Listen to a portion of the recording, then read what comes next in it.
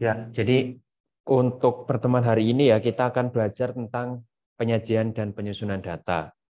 Kalau untuk penyusunan data mungkin kalian kemarin sudah belajar sampai distribusi frekuensi. Jadi dari pertemuan 1 sampai 4 kalian sudah belajar tentang konsep dasar statistik, kemudian apa itu kegunaan statistik di bidang ilmu kalian ya, di keilmuan administrasi negara. Lalu kemudian juga di pertemuan kedua mungkin kalian juga sudah belajar tentang jenis-jenis data ya, yang karena seperti kita ketahui bahwa data itu merupakan elemen penting dalam metode statistik. Jadi tanpa adanya data, metode statistik itu tidak bisa digunakan karena metode statistik itu hadir untuk membantu mengolah atau menganalisis data-data yang kita miliki sehingga bisa menghasilkan output sesuai dengan yang kita harapkan atau sesuai dengan tujuan yang telah kita tetapkan di awal gitu. Nah, oleh karena itu penting bagi kita untuk memahami apa itu data, jenis-jenisnya apa aja, bagaimana cara mengambil data, skala-skala yang ada dalam data itu apa saja. Nah, itu sudah kalian pelajari di pertemuan kedua dan ketiga mungkin ya. Lalu kemudian di pertemuan keempat kemarin kalian juga sudah mempelajari tentang penyajian data, penyusunan ya, penyusunan data, maaf. Jadi setelah kalian punya data yang kalian mungkin ambil dari sumber langsung maupun kalian peroleh dari web atau kalian peroleh secara sekunder gitu, kalian diminta untuk menyusun data. Nah, menyusun data itu salah satunya itu bisa dengan menggunakan tabel distribusi frekuensi seperti yang kalian sudah kerjakan. Sebelum kita masuk ke materi tentang penyajian data, saya ingin ya sedikit merefresh materi yang minggu lalu ya yang dengan Bu Sri. Kira-kira menurut kalian apa sih pentingnya atau apa sih tujuan kita melakukan menyusun data dalam bentuk tabel gitu, tabel distribusi frekuensi atau misal nanti juga bisa dengan tabel distribusi frekuensi kumulatif gitu. Kenapa perlu melakukan itu gitu? Kenapa nggak ada data mentah itu sudah kita peroleh, ya udah langsung dianalisis saja gitu. Kenapa masih perlu harus disusun dalam tabel, terus nanti juga perlu disajikan juga mungkin secara grafik atau diagram gitu. Menurut kalian gimana? Apa pentingnya? Coba saya pengen tahu pendapat kalian. Izin berpendapat, Pak, untuk mempermudah membaca suatu data, Pak. Jadi kalau data secara mentah-mentah itu pasti kan banyak ya, Pak ya. Pasti akan lebih sulit untuk membacanya, untuk memahaminya. Betul, Nah, betul. untuk itu jadikan tabel agar Ya. mempermudah para membaca, itu, Pak. Terima Ya, kasih. betul. Ya. Yang lain mungkin ada yang mau menambahkan lagi jawaban dari siapa tadi yang menjawab? Ini ya, karena ini kan saya baru pertama kali ketemu kalian gitu ya. Sekalian buat kenalan, kalau misal mau jawab sebutkan nama ya. Tapi tidak perlu sebutkan NIM-nya, cukup namanya saja gitu ya. Tadi ini ya, Ade Vansyah ya. Nggih, Pak. Asalnya dari mana? Dari Jawa Tengah, Pak. Pati, Jawa Tengah. Oh, dari Pati. Tayu atau Margorejo? Winang Kidul, Pak. Oh, Winong Kidul. Winong Kidul itu berarti selatan ya, selatan Pati Kota itu ya? Nggih, Pak. Bapak, Oh iya, iya. Bapaknya kok tahu, Pak? Iya, dulu saya KKN di sana 2 bulan. Iya, saya dulu KKN di Celuak, tahu Celuak yang dekatnya Tayu itu. Iya, saya dulu KKN di situ. Oke, terima kasih ya jawabannya. Kemudian ada lagi nggak yang mau menambahkan dari jawaban tadi Ade Vansyah? Saya, Pak. Silahkan. Proses pengolahan statistik yaitu penyederhanaan data ke dalam bentuk yang lebih mudah dibaca dan dipahami untuk memperoleh simpulan dari hasil analisis tersebut. Ya, itu juga masih benar juga ya. Jadi intinya kan berarti ketika kita menyusun data dalam bentuk tabel, tujuannya itu sebenarnya kan biar data yang akan disampaikan itu jadi lebih ringkas gitu. Kalau mau perlihatkan ke orang, ini loh data awal yang saya miliki itu tuh seperti ini gitu. Misal kalian kan karena kalian berkecimpung dalam ilmu administrasi negara, berarti kan ketika kalian melakukan penelitian, melakukan suatu studi kasus, itu kan objeknya kan berarti ruang lingkupnya kan nasional ya. Misalkan kalian meneliti tentang kemiskinan atau misal tentang pendapatan per kapita, itu kan berarti nanti kalian misal sudah melakukan studi kasus, dapat anggaplah sampelnya 10.000 gitu, 10.000 yang diambil dari 34 provinsi. Itu kan kalau misal kalian mau sampaikan misal ke masyarakat atau ke anggaplah misal ke presiden gitu atau rapat dengan DPR gitu ya.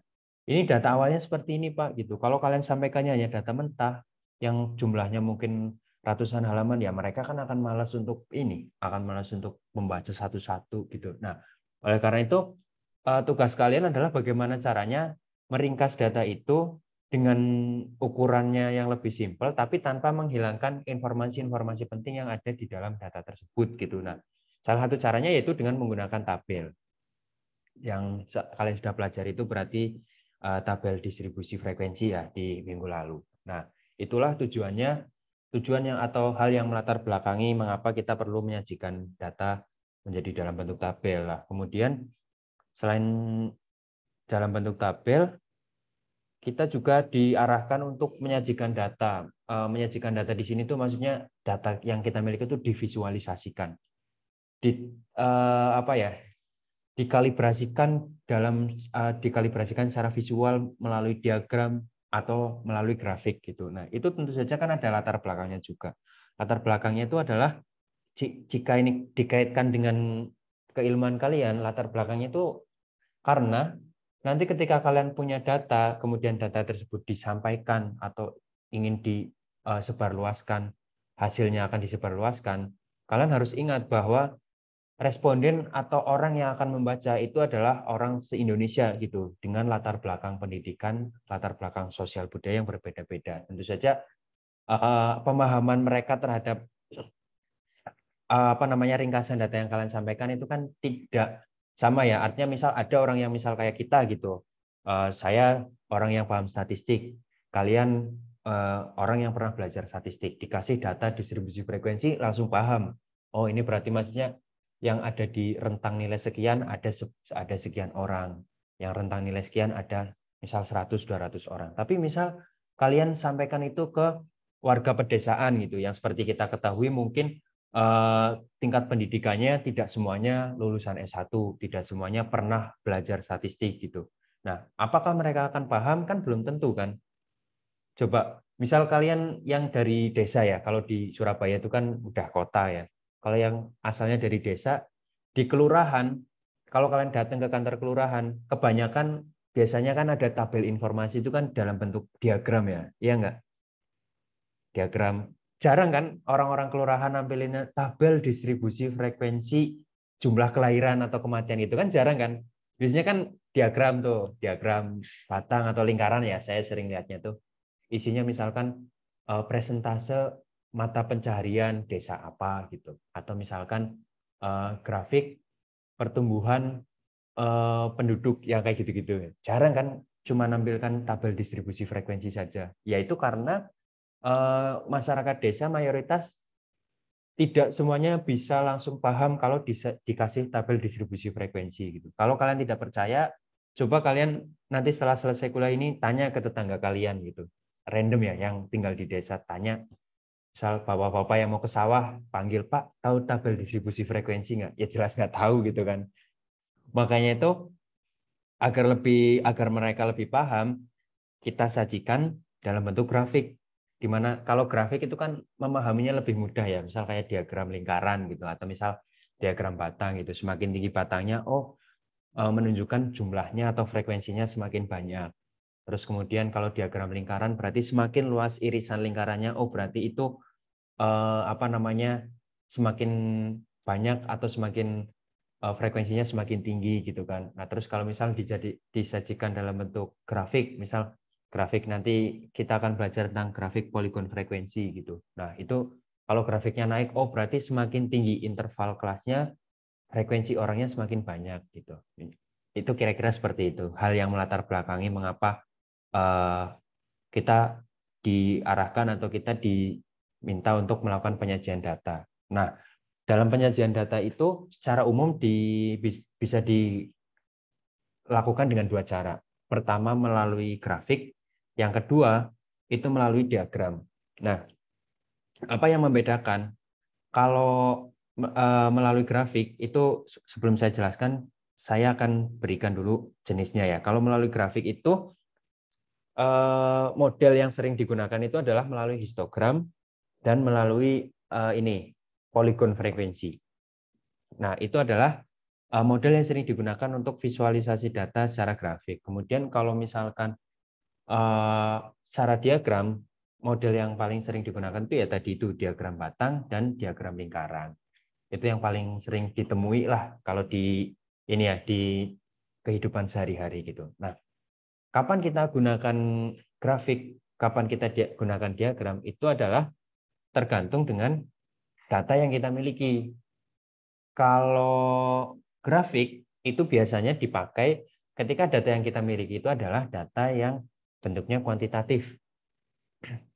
Nah, kalau misalkan diagram itu dipakai saat data yang kita miliki itu adalah data kualitatif atau bisa juga data kategorik, data yang terdiri dari beberapa kategori gitu ya.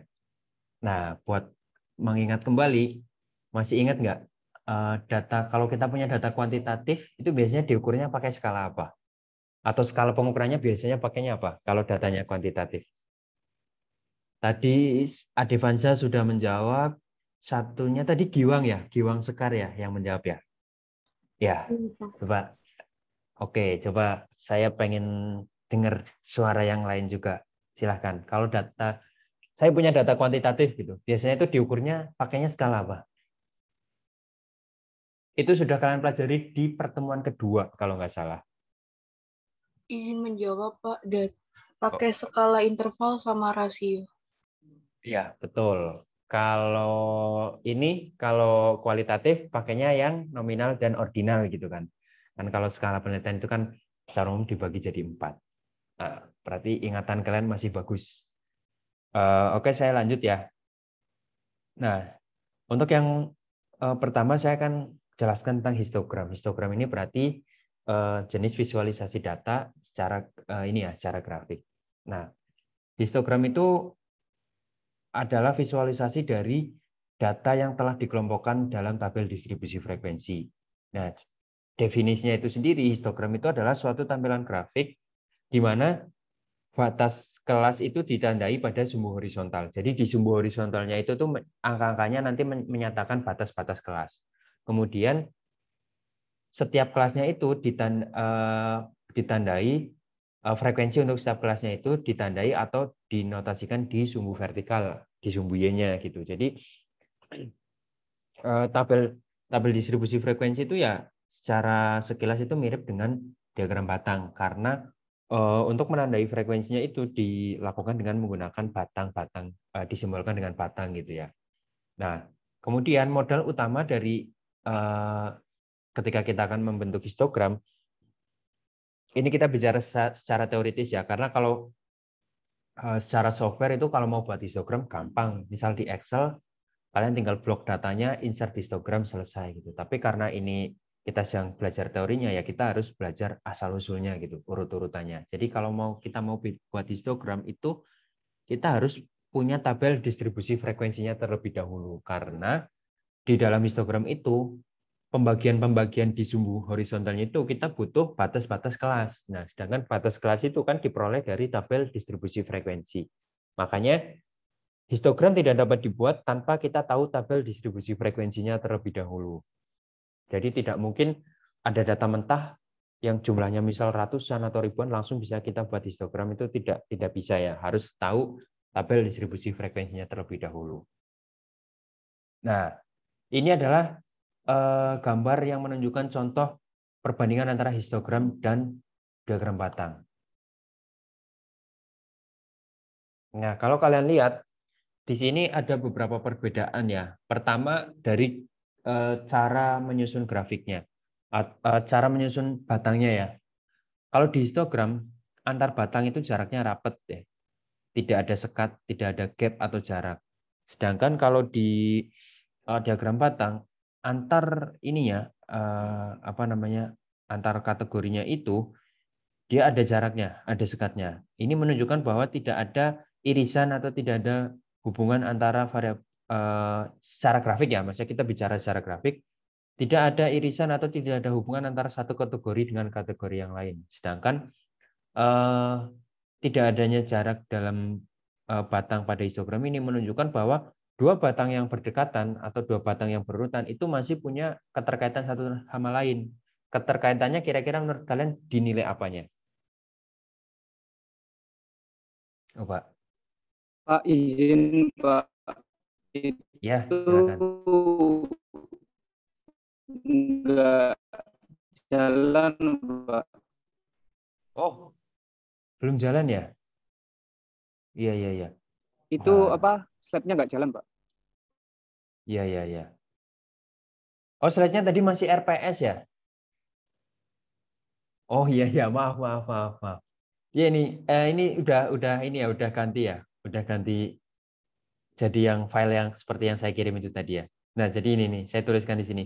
Histogram dari data yang dikelompokkan dalam tabel distribusi frekuensi itu adalah tampilan grafik ya, yang memiliki dengan batas kelasnya ditandai pada sumbu horizontal dan frekuensinya pada sumbu vertikal. Nah, ini adalah contoh yang tadi sudah saya jelaskan ya, bahwa kalau di histogram itu antar batangnya itu tidak ada jarak, tapi kalau di diagram batang itu ada jarak. Karena adanya jarak ini menunjukkan bahwa antar kategori secara grafik ya, antar kategori itu tidak ada keterkaitan, tidak ada irisan atau tidak ada hubungannya gitu. Sedangkan kalau dalam histogram antar kategori antar kelas yang frekuensinya dinotasikan dalam batang itu masih punya keterkaitan, masih punya ikatan satu sama lain ya, antar kelas yang berdekatan. Contoh misal ini kelas 1, ini kelas 2. Ini kelas 1, ini kelas 2. Nah, menurut kalian keterkaitan atau keterikatan antara kelas 1 dan kelas 2 itu di mananya menurut kalian? Kaitkan dengan ini, kaitkan tadi dengan bahwa pada histogram itu di sumbu horizontalnya itu adalah menyatakan batas kelas. Berarti keterkaitannya di sini kalau kalian lihat antara kelas ke-1 dengan kelas 2, keterkaitannya di apanya? Di nilai apanya?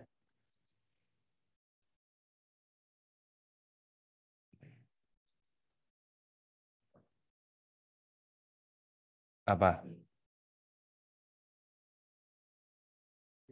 Keterikatan antara dua kelas yang berurutan itu ada keterikatan di nilai apanya? Coba. Menurut Ahmad Faiz, keterikatannya di nilai apanya? Mungkin di angka 8-nya, Pak. Nah, iya, angka 8 itu apa gitu? Menunjukkan apa? Berarti kan angka 8 ini tuh istilahnya bagian dari, karena keterikatan berarti angka 8 ini adalah bagian dari kelas 1, sekaligus juga bagian dari kelas 2-nya gitu kan. Nah, bagian ini tuh maksudnya tuh bagian apa gitu? Apa coba? Interval mungkin, Pak. Interval itu kan rank-nya. Nah, sedangkan 8 ini kan angka tunggal. Apa kira-kira? Ini sudah dipelajari di waktu kalian menyusun distribusi frekuensi itu. Apa? Kalau antar kelas itu dipisahkan oleh apa? Ada apanya? Batas kelas. Setiap kelas. Apa? Batas? Kelas. Iya, batas ya. Jadi 8 ini tuh dia sebagai batas ya. Batas bagi kelas 2 dan juga kelas 1. Di kelas ke-1, 8 ini kan bertindak sebagai batas atas. Sedangkan di kelas kedua dia berarti 8 ini bertindak sebagai batas bawah. Kan masih ada keterikatan kan? Beda dengan yang ini. Kategori ini kan kategorik. Nah, namanya kategori kan nggak ada batasnya. Nggak ada batasnya, nggak ada intervalnya gitu kan. Makanya di sini dia ada gap-nya karena tidak ada keterikatannya. Itu seperti itu. Nah, selain itu di sini saya saya jelaskan juga beberapa perbandingan antara histogram dan diagram batang. Jadi kalau dari tipe datanya, kalau diagram batang itu seperti yang tadi saya jelaskan, dia digunakan untuk merepresentasikan atau memvisualisasikan data kategorik. Sedangkan kalau histogram dia digunakan untuk memvisualisasikan data kuantitatif. Kemudian dari space-nya di diagram batang ada space ya, ada jaraknya. Kalau di histogram tidak ada. Kemudian lebar. Ini tuh maksudnya lebar batang ya. Kalau di diagram batang itu lebarnya sama, tidak ada aturan harus berapa, panjangnya lebarnya harus berapa gitu. Tapi kalau di histogram itu diatur lebarnya. Berapa lebarnya ya sesuai dengan interval kelasnya itu lebarnya berapa. Misal interval kelasnya anggaplah 5 cm, 5 gitu ya. Berarti di sini bisa ditulis lebar kelasnya 5 gitu, 5 satuan seperti itu. Nah, selain 3 perbedaan ini, saya mau menyoroti di ini ya, yang di tipe datanya ya. Selain kalau diagram batang itu, selain merepresentasikan data kategorik, di diagram batang itu juga digunakan untuk merepresentasikan data kuantitatif, tapi dia terdiri dari banyak kategori juga gitu. Contohnya misalkan seperti ini.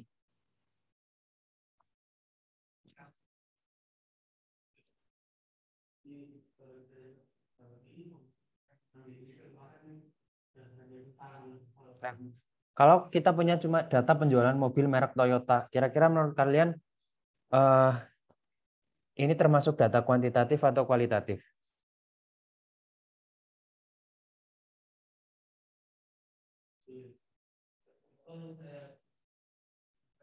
Data penjualan mobil. Misal 100 atau 200 mobil yang terjual itu termasuk kuantitatif atau kualitatif? Kuantitatif, Pak. Kuantitatif ya. Tapi kemudian misalkan ini data penjualan mobil merek Toyota di kabupaten kota provinsi Jawa Timur. Nah, ini kan berarti dia kuantitatif tapi terdiri dari beberapa banyak kategori kan. Misalkan contohnya kabupaten kota yang mau kita ambil misalkan Surabaya, terus Tuban, Gresik, Banyuwangi gitu misalkan. Nah, ini kan jadi ada banyak kategori kan. Nggak cuma satu aja data penjualan, hanya data penjualan mobil aja gitu, tapi dikategorikan berdasarkan lokasinya gitu. Surabaya, Tuban, Gresik, Banyuwangi. Itulah yang disebut dengan data kuantitatif tapi yang terdiri dari banyak kategori. Nah, kalau bentuknya seperti ini, visualisasinya juga diarahkan dengan menggunakan diagram ya. Bisa batang, bisa lingkaran gitu. Tidak menggunakan yang grafik, histogram atau misal poligon frekuensi gitu. Nah, ini kemudian setelah itu saya jelaskan tentang langkah-langkah penyusunannya. Sebentar ya, saya absen di Sidos dulu.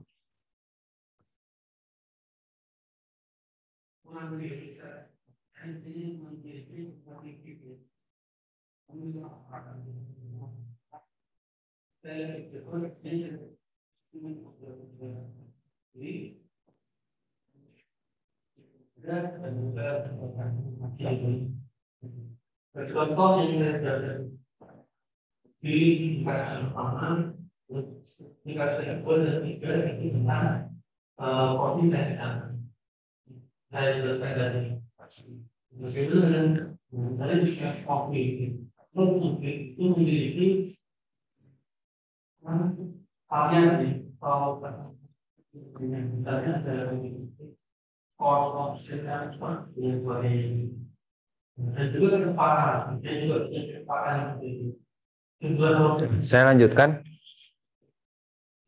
Selanjutnya di sini saya tuliskan langkah-langkahnya ya, langkah-langkah menyusun histogram. Jadi kalau mau membuat histogram, pertama kalian susun distribusi frekuensi dengan susunan interval antar kelasnya itu tidak ada rongga atau jarak. Jadi kalau kalian perhatikan ya, pada tabel distribusi frekuensi itu setidaknya ini saya hapus dulu ya. Tadi itu untuk penjelasan dengan kelas sebelumnya. Nah,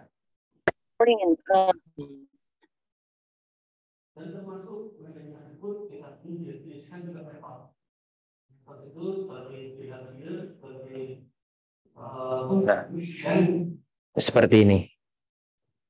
Jadi kalau tabel distribusi frekuensi itu setidaknya itu ada 3 tipe gitu.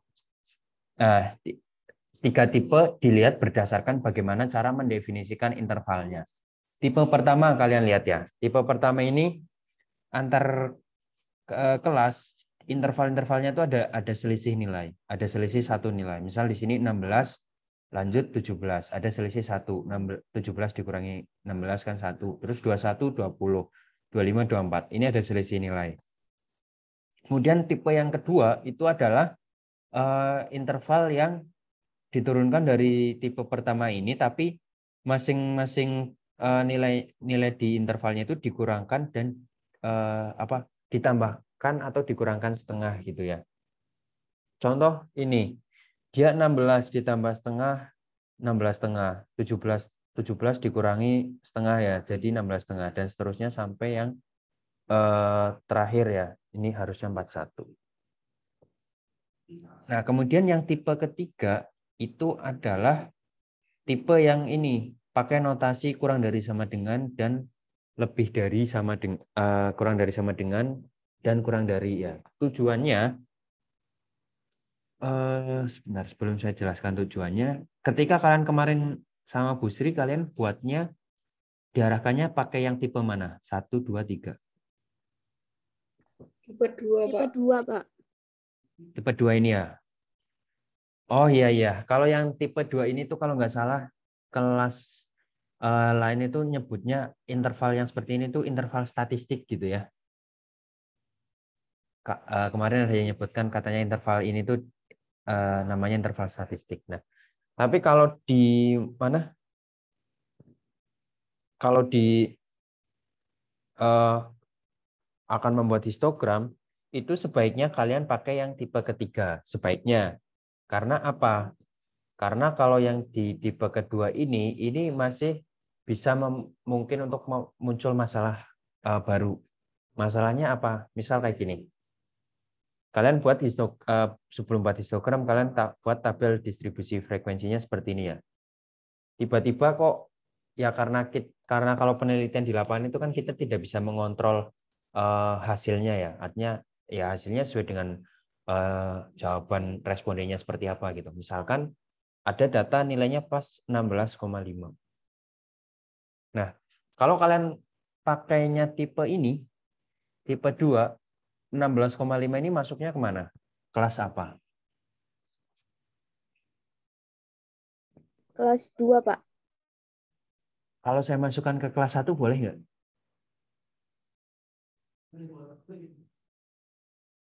Boleh nggak kira-kira? Kan kelas 1 juga nilainya antara 12,5 sampai 16,5. Boleh nggak kalau gitu saya masukkan ke kelas 1? Boleh ya? Nah, itu kan jadi masalah. Masalahnya apa? Masalahnya ada satu nilai yang bisa dimasukkan ke 2 kelas. Itu kan akan ini ya, akan menimbulkan masalah. Nah, oleh karena itu kekurangan ini atau masalah yang ditimbulkan kalau kita mau pakai yang tabel 2 ini itu ditutupi atau disempurnakan dengan menggunakan yang tabel tipe 3, tabel distribusi frekuensi tipe ketiga. Yaitu dengan memakai nilai antara ini yang bukan nilai antara ya. Pakai yang notasi kurang dari sama dengan dan kurang dari. Tujuannya itu adalah itu tadi untuk menghindari munculnya masalah yang tadi itu saya jelaskan. Karena ketika kalian nanti survei atau melakukan studi kasus di lapangan, memungkinkan hasil penelitian kalian kan desimal kan, memungkinkan hasilnya tuh desimal pecahan koma-koma gitu. Nah, kalau seperti itu paling aman itu ya pakainya ini. Pakainya tipe 3 yang model intervalnya itu ditulisnya seperti ini. Gitu ya.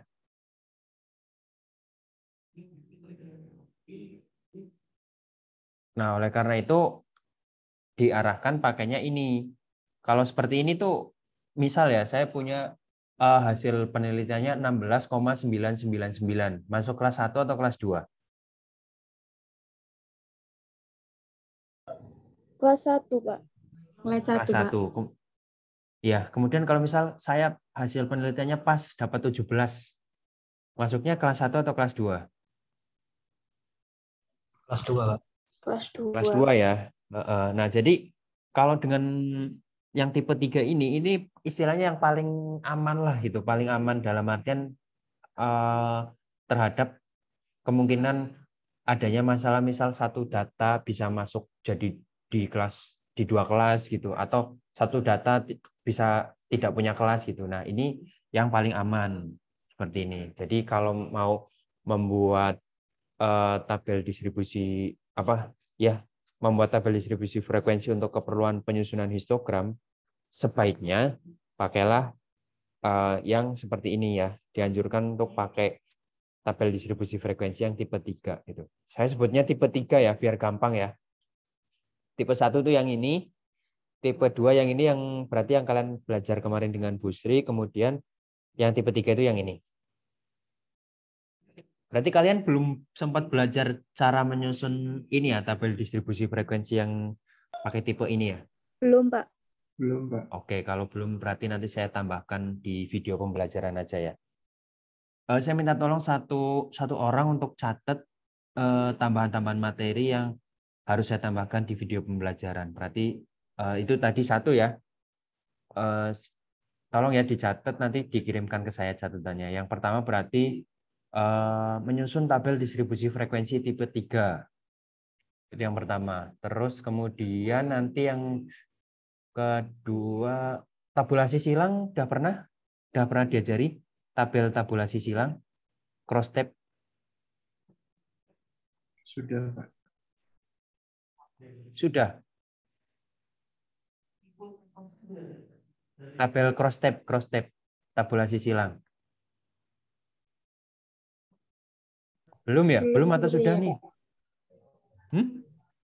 Tabulasi silang belum, Pak. Belum, Pak. Belum ya? Belum. Oke, berarti tadi Aryo ini ngawur ini berarti ya?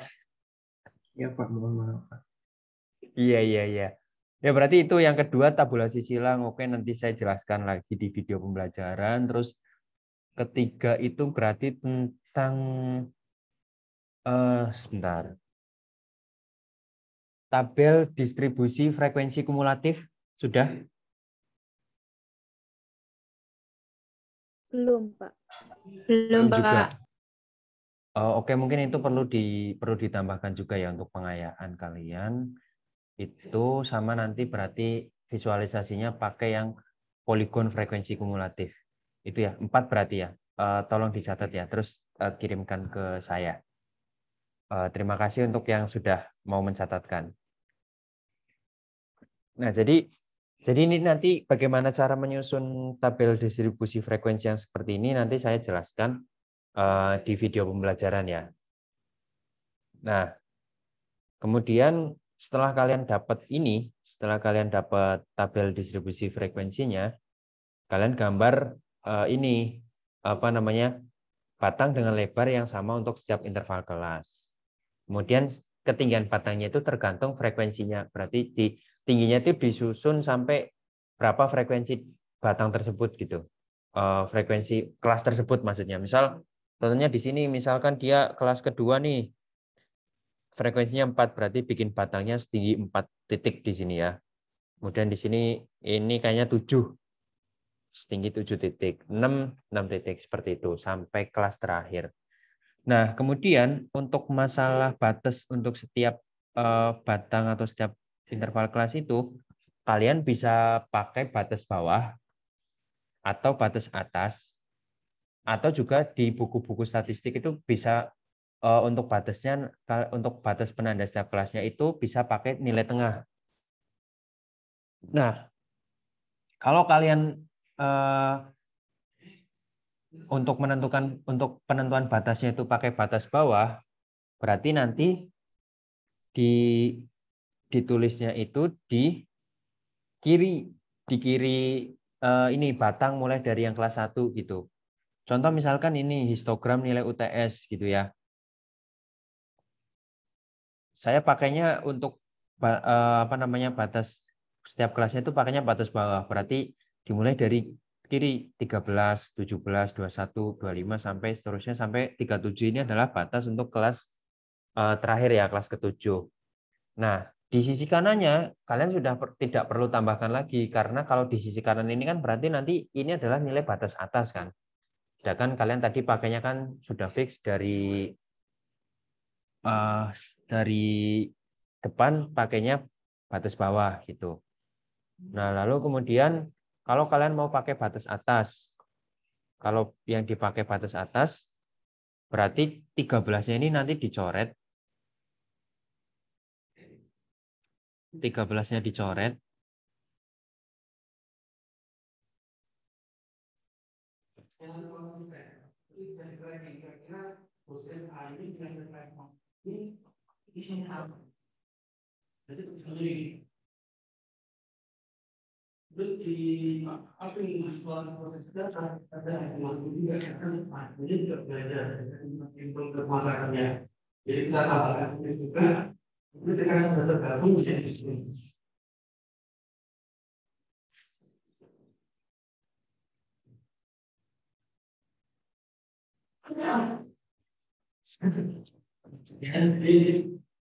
Ini desain dari pelajaran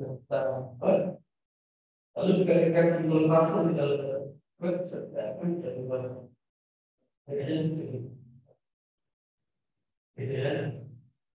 jadi kalau lalu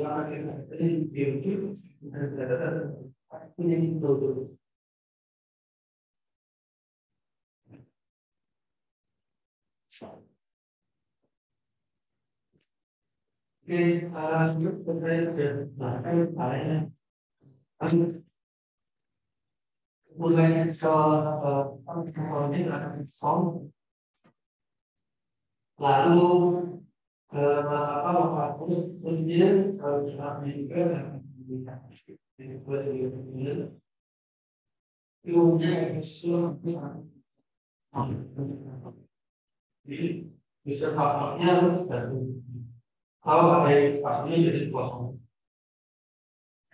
Lalu ini saya halo, suara saya sudah terdengar belum? Sudah, Pak. Oke, maaf ya, tadi Zoom-nya error.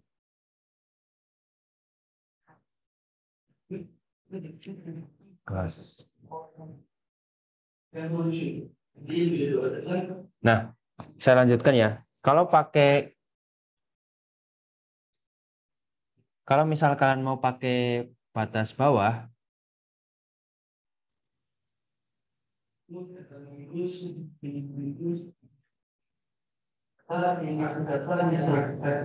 benar.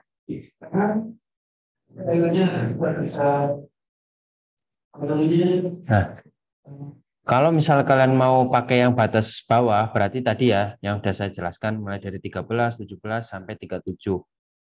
Di sini kalian tidak perlu berikan nilai, karena di sini udah nanti jadinya batas atas kan, bukan batas bawah. Tapi kalau misal batasnya mau pakai batas atas, 13-nya ini dihapus, di sini tambah satu lagi, 41. Nah, itu kalau mau pakai batas atas. Nah, sedangkan selanjutnya kalau misal mau pakai nilai tengah, kalau mau pakai nilai tengah berarti batas atas dan batas bawahnya tidak perlu diikutkan ya. Ini dihapus, diganti yang di nilai tengahnya sini ditulis berapa angkanya berapa gitu. Jelas nggak?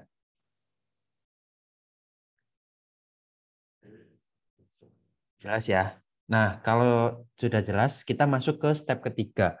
Step ketiga itu adalah ini yang tadi penjelasan yang tadi saya sampaikan ya. Kalau pakai batas bawah berarti diletakkan di tepi bawah. Kalau pakai titik tengah diletakkan di tengah. Kalau pakai batas atas diletakkannya di sini. Nah, setelah dapat, Setelah dapat histogramnya, kalian ini bentuk tulis pelabelannya di sumbu X dan di sumbu Y. Kalau di sumbu X itu berarti sumbu horizontal dilabeli dengan nilai data kalian, nilai apa gitu. Kalau nilai UTS berarti ya tulis saja nilai UTS. Kalau misal di sumbu Y-nya kalian labeli dengan frekuensi, atau bisa juga kalau kalian mau pakai persentase boleh. Nanti pelabelannya adalah persentase seperti itu. Nah, ini contohnya ya. Contoh bagaimana menyusun histogram dari nilai UTS. Jadi pertama kita punya ini ya. Kita punya nilainya seperti ini.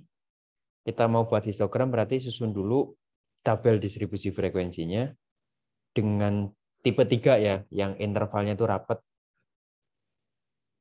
Tidak ada rongganya. Nah, setelah nanti tadi kan sudah saya bilang ya, mau dijelaskan cara bikin tabel distribusi frekuensi yang tipe 3 ini. Nanti saya jelaskan di video pembelajaran. Nah, setelah dapat tabel distribusi frekuensinya, ya kalian tinggal gambar kan di sini. Interval yang pertama frekuensinya 2, 7, 19. Sini 2, ini 7 ya. Terus ini 19.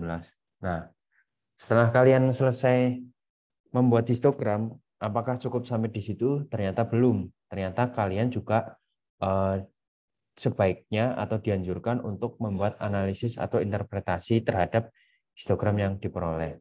Nah, tujuan kita melakukan memberikan interpretasi itu apa? Tujuannya itu adalah untuk menyampaikan informasi penting yang termuat dalam histogram tersebut, sehingga akan mempermudah pembaca dalam memahami histogram yang kita tampilkan. Contoh di sini kalau ini berkaitan dengan nilai UTS, interpretasi yang bisa saya ambil itu misalkan ini. Berdasarkan histogram yang terbentuk, nilai UTS untuk interval 37 sampai 41 itu hanya diisi atau hanya memiliki frekuensi sebanyak 1 orang. Artinya hanya ada 1 orang yang mendapatkan nilai di antara 37 sampai 41 gitu. Terendah di antara interval-interval yang lain. Itu contohnya. Salah satu interpretasinya bisa seperti itu. Nah, selain itu kira-kira ada yang bisa nyebutkan lagi nggak interpretasinya? Tadi kan kalau saya kan menyebutkannya tentang yang frekuensinya terkecil gitu. Nah, selain itu kan masih bisa lagi bentuk interpretasi baru lagi. Nah, kira-kira apa? Coba salah satu dari kalian coba jelaskan.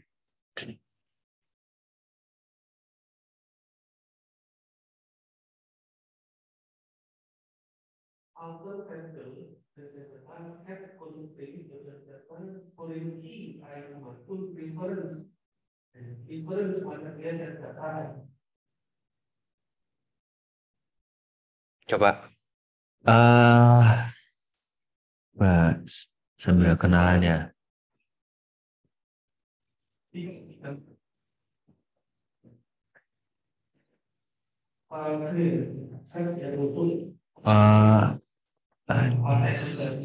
Aryan coba. Aryan Adi Pangestu coba. Berikan interpretasi terkait histogramnya. Kalau tadi kan saya menginterpretasikannya ngambil informasi tentang frekuensi terendah, ada di kelas berapa, jumlahnya berapa gitu. Nah, kalau Aryan kira-kira apa yang bisa disampaikan?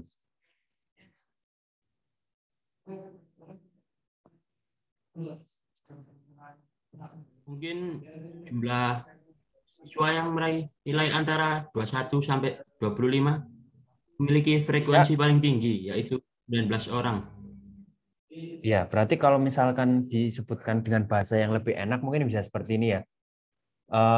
Nilai UTS dari misal kelas A ya, nilai UTS kelas A memiliki kecenderungan ada di sekitar nilai 21, interval 21 sampai 25, karena di interval ini memiliki frekuensi terbanyak yaitu sebanyak 19 siswa gitu. Seperti itu kan?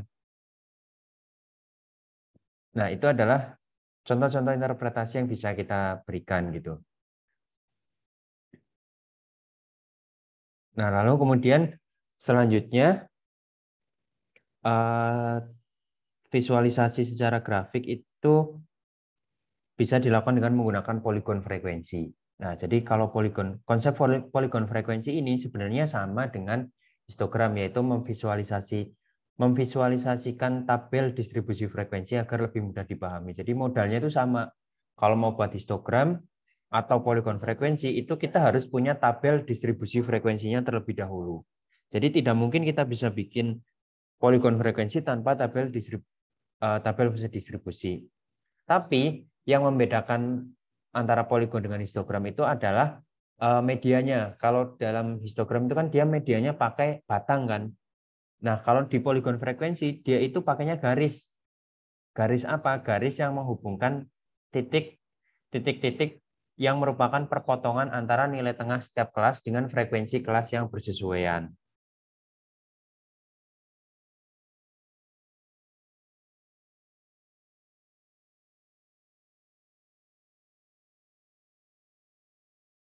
Nah, jadi kalau mau buat poligon frekuensi itu setiap kelas itu diwakili oleh nilai tengahnya. Kemudian untuk setiap nilai tengah itu ditarik garis. Nah ini.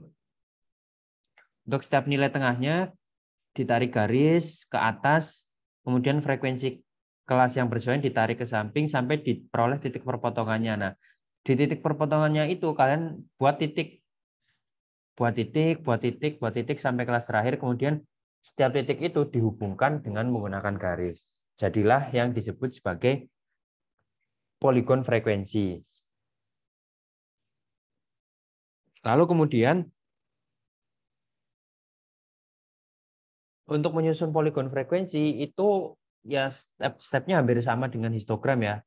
Kalian susun tabelnya dulu, kemudian tentukan nilai tengahnya. Setelah ditentukan nilai tengahnya, kalian ini ya buat garis putus-putus gitu untuk memperoleh titik perpotongannya dengan frekuensi kelas yang bersesuaian. Kemudian setelah diperoleh titik-titik untuk setiap kelasnya dihubungkan dengan garis. Sudah selesai seperti itu. Nah, ini kalau kita acuannya pakai nilai UTS, data nilai UTS tadi itu terbentuklah poligon frekuensi yang seperti ini. Nah, kalau di poligon frekuensi itu kita juga perlu untuk membuat suatu interpretasi ya. Dengan tujuannya tentu saja itu adalah untuk mempermudah pembaca memperoleh informasi penting yang berkaitan dengan poligon frekuensi ini. Nah, kemudian baik poligon frekuensi maupun histogram dua-duanya itu sama-sama punya kelebihan masing-masing gitu. Nah, kalau poligon frekuensi kelebihan utamanya adalah dia bisa digunakan sebagai visualisasi untuk membandingkan dua tabel distribusi frekuensi dari dua buah data yang berbeda. Contoh misalkan gini, anggaplah ini adalah nilai UTS dari kelas A. Kemudian saya pengen membandingkannya dengan nilai UTS kelas E, kelas kalian gitu. Nah, dibandingkannya pakai poligon frekuensi kan. Ini poligon frekuensi kelas A sudah dibuat bentuknya seperti ini. Kemudian di bidang yang sama, saya buat poligon frekuensi untuk kelas kalian, kelas E, ternyata bentuknya seperti ini misalkan. Misalkan seperti ini. Nah, misalkan seperti inilah, anggaplah ya. Nah, kalau ini kan, kalau kita mau membandingkan kan enak ya. Misalkan, oh kalau yang kelas A ini grafiknya udah naik terus terjun bebas. Sedangkan kalau kelas E ini grafiknya malah naik terus nih, bagus. Berarti semakin semakin tinggi interval nilainya, frekuensi siswa yang mendapatkan nilai tersebut itu semakin bagus, semakin banyak. Seperti itu. Atau misal mau membandingkan 3 bisa. Misalkan seperti ini. Nah, ini misal kelas C gitu. Ini kan lebih enak ya, secara visual lebih enak untuk dilihat. Tapi catatannya adalah kalau kita mau melakukan perbandingan perbandingan antar dua distribusi frekuensi atau lebih, catatan yang perlu diperhatikan itu adalah kelasnya harus sama. Karena kalau kelasnya harus sama kan nanti jadi nggak imbang gitu kan. Misal yang satu cuma 5 kelas, yang satu 7 kelas gitu. Itu kan kurang balance. Kalau misal sama-sama 7 kelas, walaupun titik tengahnya beda itu tidak apa-apa. Gitu ya. Nah, kemudian coba kalau misal mau pakai histogram, mau membandingkan 3 kelas gitu. Ini anggaplah ini histogramnya kelas A ya. Kemudian saya punya histogramnya kelas E itu seperti ini misal. Nah, seperti ini ya.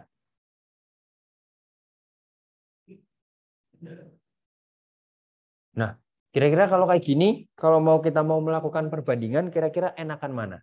Enakan pakai histogram atau enakan pakai ini, polygon frekuensi? Kalau dilihat gitu, kalau dilihat secara visual oleh orang umum gitu, lebih enakan mana kira-kira menurut kalian? Polygon frekuensi. Pakai poligon, Pak. Pakai poligon ya. Ya, jadi lebih enak kalau pakai poligon. Oleh karena itu misal nanti di kuis atau di ujian gitu, kalian saya berikan tabel frekuensi terus kalian diminta untuk membandingkan, ya arahkanlah pakai poligon frekuensi ya, bukan pakai histogram gitu. Nah, dan ini yang tadi saya singgung di awal, poligon frekuensi kumulatif.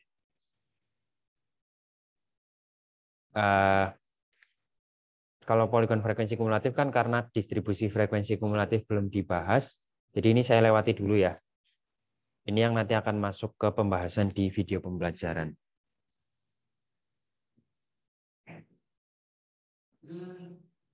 Nah, kemudian 7 jam. Sebentar.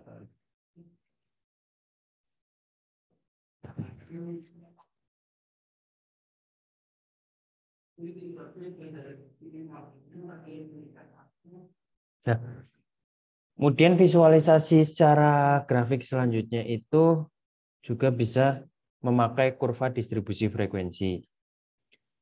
Nah, kalau kurva distribusi frekuensi ini itu adalah kurva yang terbentuk berdasarkan histogram yang ada. Jadi kalau mau buat kurva distribusi frekuensi itu harus ada histogramnya dulu.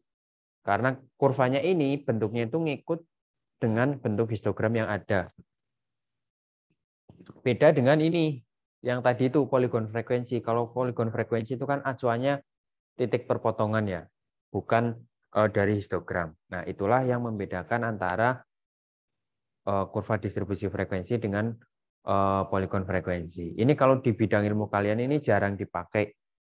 Tapi kalau di yang bidang statistik ini banyak dipakai untuk mempelajari karakteristik dari distribusi-distribusi yang ada dalam metode statistik gitu. Jadi ini saya sampaikan buat informasi tambahan aja. Nah, contohnya ini misal dari histogram nilai UTS, kita bisa bentuk kurva distribusi frekuensinya itu kira-kira seperti ini ya. Kira-kira. Seperti itu.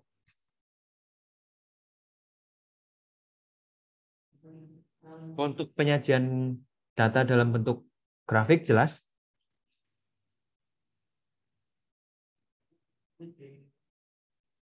Kalau sudah jelas, saya lanjut ya. Saya lanjut ke visualisasi dengan diagram dalam bentuk diagram.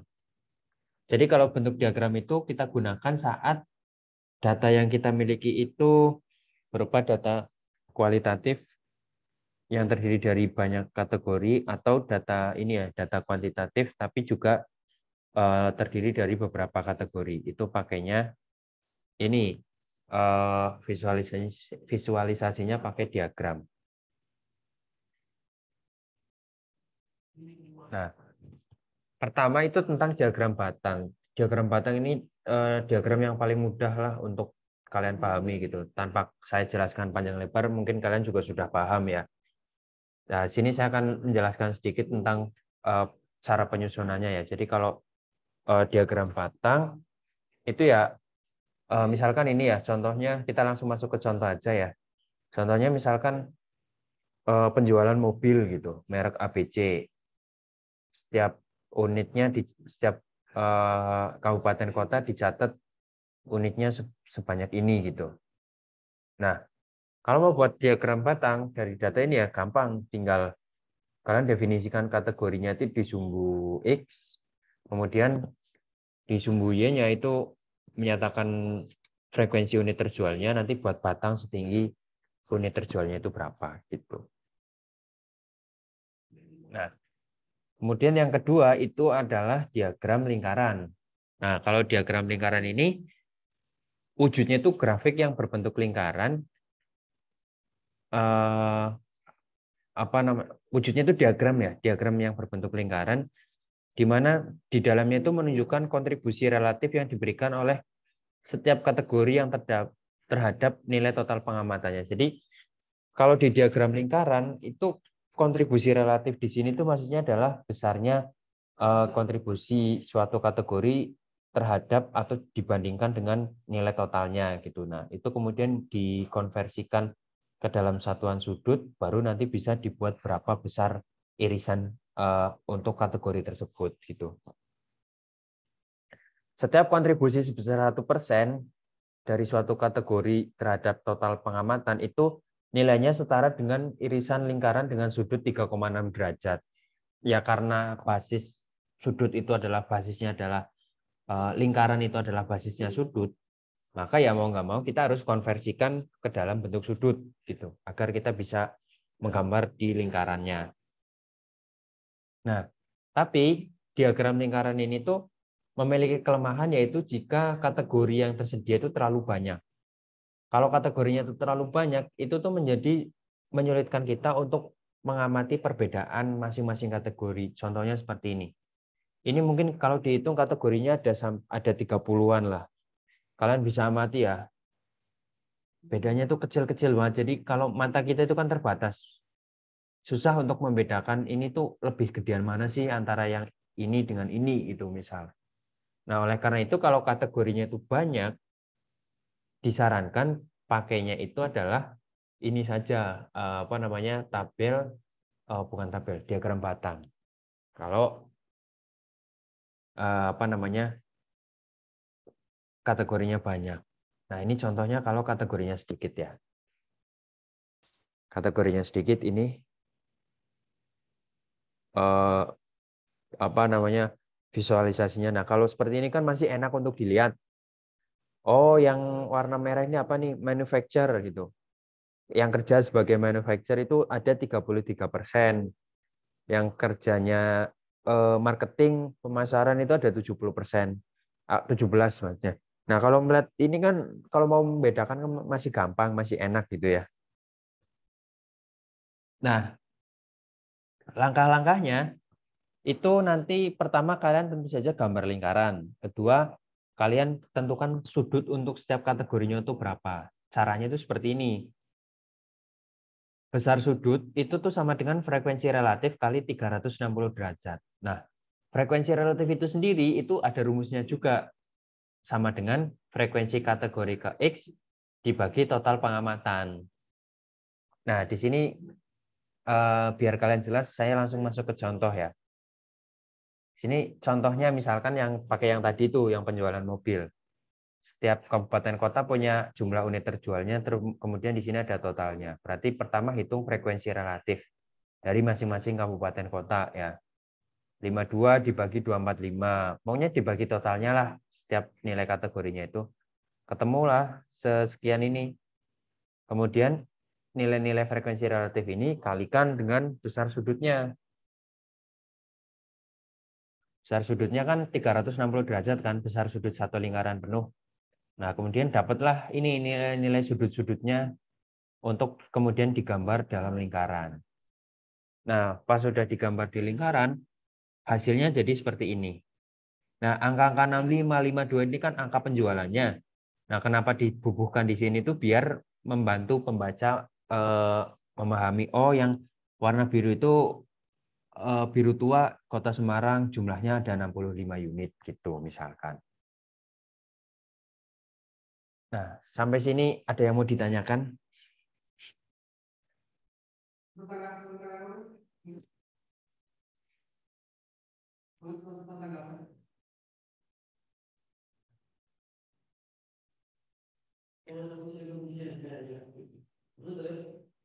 Kalau tidak ada,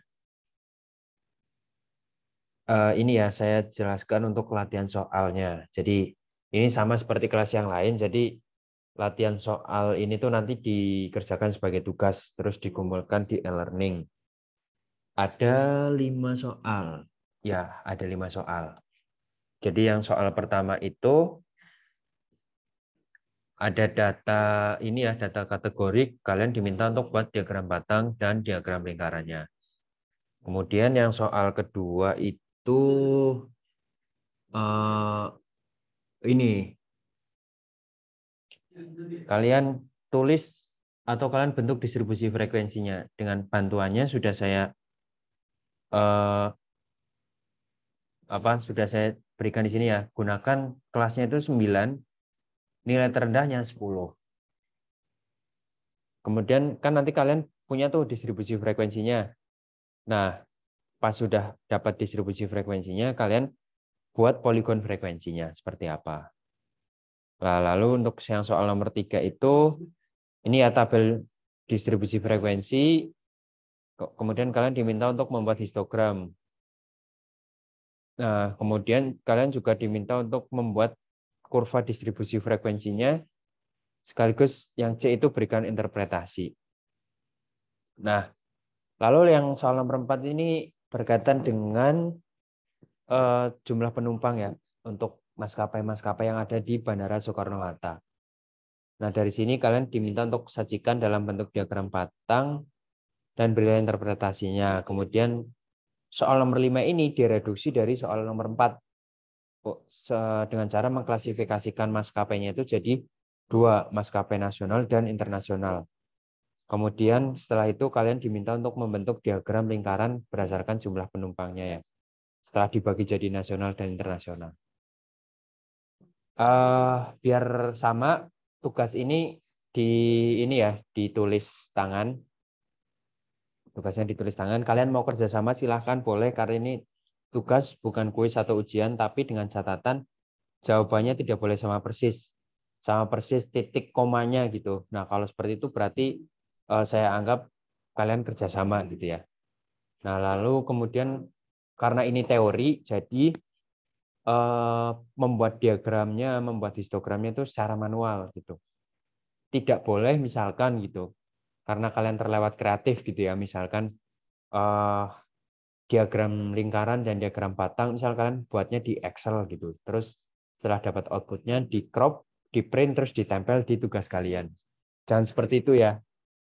Ya kalau mau seperti itu silahkan, nggak apa-apa, tapi mungkin kalian cuma dapat nilainya ya maksimal 20% lah dari total nilai yang mungkin kalian bisa peroleh gitu. Seperti itu.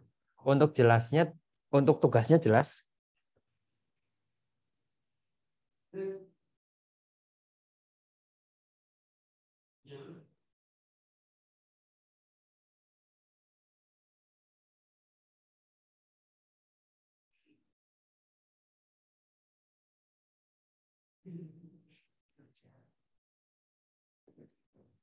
Jelas ya, karena tidak ada yang ditanyakan berarti saya anggap jelas. Nanti dikumpulkannya di e-learning, nanti saya siapkan foldernya ya. E-learningnya sama seperti yang minggu-minggu sebelumnya kalian gunakan untuk mengumpulkan tugas dari Bu Sri ya. Nah, kalau tidak ada yang ditanyakan berarti untuk kuliah hari ini saya cukupkan sampai di sini dulu. Jika nanti untuk terkait dengan tugas atau materi hari ini ada yang bingung mau ditanyakan silahkan ya, bisa tanyakan di grup atau tanyakan langsung ke saya. Untuk minggu depan kita akan belajar tentang ukuran pemusatan dan ukuran penyebaran. Sampai jumpa lagi minggu depan. Semoga apa yang kita pelajari hari ini bermanfaat. Saya akhiri. Assalamualaikum warahmatullahi wabarakatuh.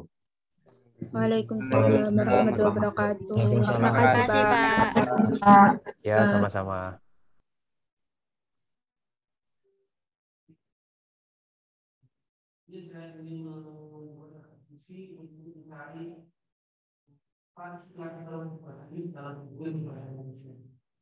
Ini saya buat sendiri, belum ada sendiri rumah dan ini mulai dari apa